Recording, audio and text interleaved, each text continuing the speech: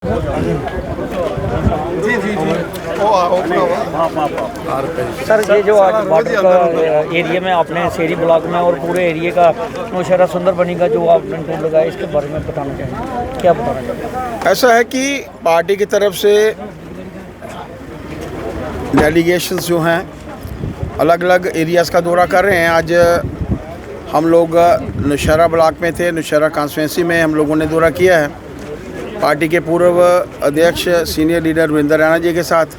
DK Maniyal जो party के हमारे सीनियर लीडर हैं, विधायक हैं, ठाकुर रणधीर सिंह जी विधायक और मोहनलाल भगत जी विधायक, पार्टी के सभी सीनियर लीडर्स, उनको साथ लेकर दौरा किया है। आम जनता की तकलीफ़ों को सुना जाए।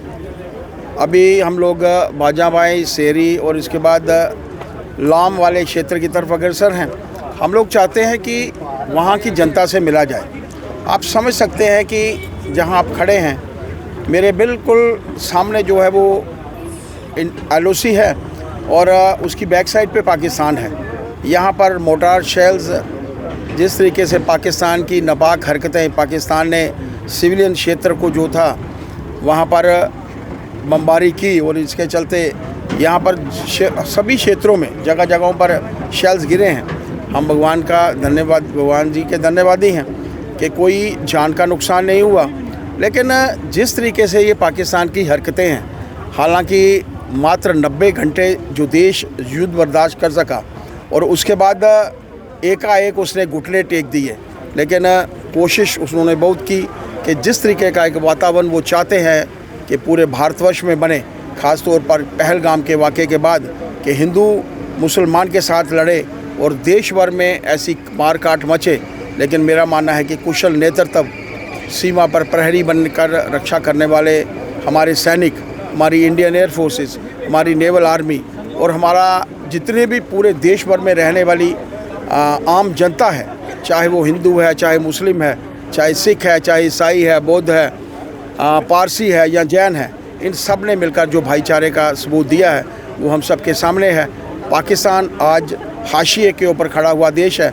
जिस तरीके से अलग अलग डेलीगेशंस मेंबर पार्लियामेंट के पूरे विश्व भर में जा रहे हैं, विश्व भर में जाकर वो दूसरे देशों को बताएंगे पाकिस्तान के इस नफीरियस डिज़ाइन को, जिसके चलते वो भारत में आतंकवाद फैलाना चाहता है और भारत के साथ साथ पूरे विश्व में जो है वो आतंकवाद फैलाना चाहता है। बंकरों की जो बात हुई है और रोड की बात हुई है, बंकरों पर क्या कहना चाहिए? ऐसा है कि बंकर्स के बारे में हम लोगों ने केंद्रीय नेतृत्व के ध्यान में विषय लाया था और उसी दिन ये विषय एडमिनिस्ट्रेशन के माध्यम से लोगों के बीच में आ गया था। आज मैं देख रहा था कि संभाग के डिप्टी कमिश्नर के माध्यम से लेटर निकली है इंडिविजुअल बंकर्स को लेकर और कम्युनिटी बंकर्स को लेकर। ये सभी जगह अवेलेबल है।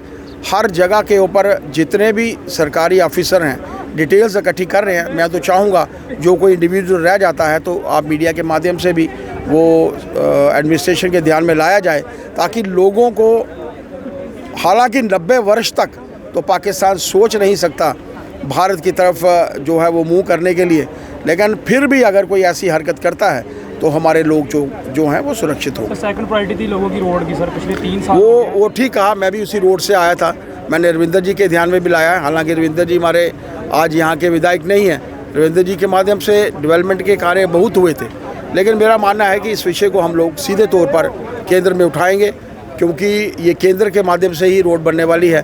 तो इस विषय को मैं मानिए होम मिनिस्टर साहब के या केंद्र में जो कंसर्न मिनिस्टर हैं उनके ध्यान में लाएंगे। जो था वह समाप्त हो जाएगा, उसके बाद जो LOC की जनता थी वह परेशान थी कि क्या कुछ नहीं होने वाला। 90 वर्ष तक पाकिस्तान सोच नहीं सकता भारत की तरफ मुंह करना। 22 मिनट का जो प्रधानमंत्री जी का वक्तव्य है उनको 22 सदियाँ जो है वो नहीं भूलेगा, 22 जीवन भर जो है नहीं भूलेगा। आज पाकिस्तान हाशिए के ऊपर खड़ा हुआ देश।